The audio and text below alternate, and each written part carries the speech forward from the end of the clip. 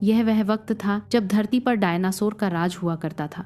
इनमें से कुछ डायनासोर शाकाहारी थे, वहीं कुछ मांसाहारी, वहीं कुछ शांत स्वभाव के थे, तो वहीं कुछ हिंसक। यह उस समय के सबसे सफल जीव थे। इस समय धरती पूरी तरह हरियाली से भरी हुई थी। चारों तरफ डायनासोर की चीखने चिल्लाने की आवाज है और आकाश में भी उनका बड़ी तादाद पर राज हुआ करता था। इन डायनासोर के अलावा यहाँ एक और प्रजाति भी मौजूद है जो दिखने में बहुत छोटे हैं। ये आज के चूहे जैसे दिखाई देते हैं। इस दौरान अफ्रीका से टूटा हुआ भारत सीधे जाकर आज के तिब्बत से जा टकराया। इस टकराव की वजह से हिमालय का निर्माण हुआ। आज से लगभग 6 करोड़ साल पहले एक छोटा एस्टेरॉइड का टुकड़ा जो सुदूर अंतरिक्ष से आ रहा था, वह पृथ्वी से लगभग 20 करोड़ मील दूर मंगल और बृहस्पति के बीच बनी क्षुद्र ग्रह बेल्ट में घूम रहे एक बड़े एस्टेरॉइड से जा टकराया। इस टकराव से उसे बड़े एस्टेरॉइड की दिशा बदल गई और वह 22,000 मील प्रति घंटे की रफ्तार से धरती की ओर बढ़ने लगता है।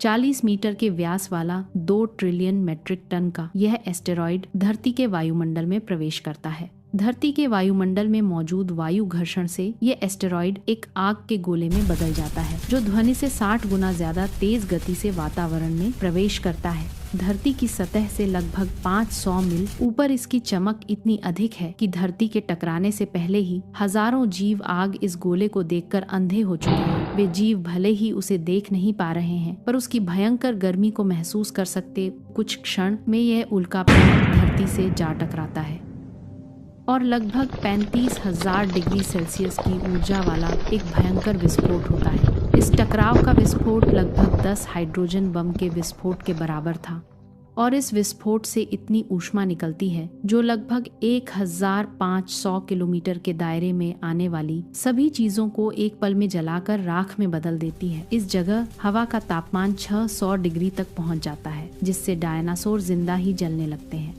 टकराव वाली जगह के पास 2000 किलोमीटर प्रति घंटे की सुपरसोनिक गति की एक शॉक वेव पैदा होती है जो हजारों जानवरों को तुरंत भाप में बदलकर हवा में उड़ा देता है। यह विस्फोट इतना शक्तिशाली था कि इसके टकराते ही धरती का लाखों टन धातु अंतरिक्ष में चला जाता है। टकराव वाली जगह पर एक 180 किलोमीटर चौड़ा और 25 किलोमीटर गहरा गड्ढा बन जाता है। विस्फोट के कारण इस गड्ढे का सारा मेटल और पत्थर आसमान में धूल के बादलों में बदल जाते हैं। 16 मिनट बाद जमीन टकराव से धरती के अंदर 11.1 तीव्रता की भूकंपीय तरंगें उठती हैं। इस वजह से समुद्र में विशालकाय लहरें उठती हैं। यह लहरें लगभग 1 किलोमीटर ऊंची सुनामी में बदल जाती हैं। भूकंपीय तरंगों ने धरती पर मौजूद सभी सक्रिय ज्वालामुखियों को दहका दिया।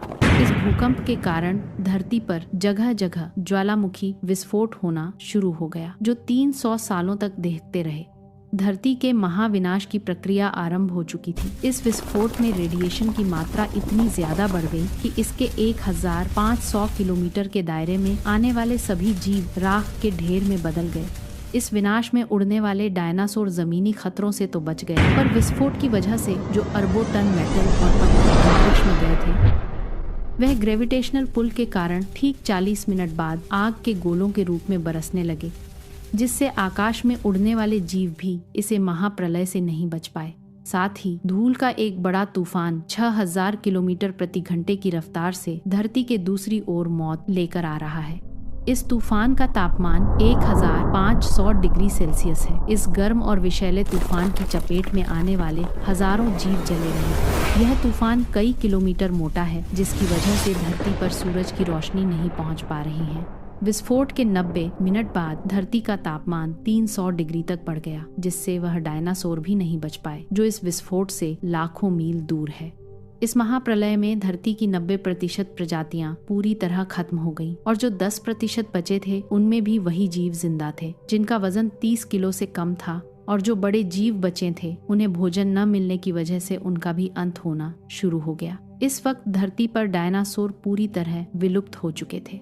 धरती पर सूरज की रोशनी न पहुंच पाने के कारण कुछ ही दिनों में धरती का तापमान गिरने लगा और गिरकर -25 डिग्री तक पहुंच गया। इस वक्त धरती पूरी तरह बर्फ से ढकने लगी थी।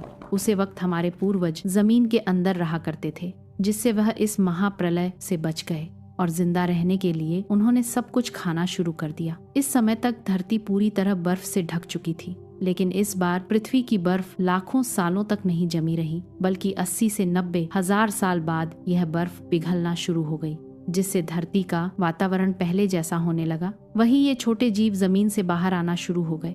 उसे वक्त धरती की बर्फ पिघलनी शुरू ही हुई थी, जिसके कारण अफ्रीका में घने ठंडे जंगल हुआ करते थे और इसी बीच यह जमीनी जीव बंदरों में परिवर्तित हो गए। मगर जैसे जैसे पृथ्वी गर्म होने लगी, वैसे वैसे अफ्रीका के यह जंगल सूखने लगे। जंगल की चीज खाने वाले इन बंदरों को खाने की कमी होने लगी। खाने की तलाश में इन बंदरों ने अपने पैरों पर चलना शुरू किया, जिससे उन्हें दूसरे जानवरों के शिकार करने में मदद मिलती थी।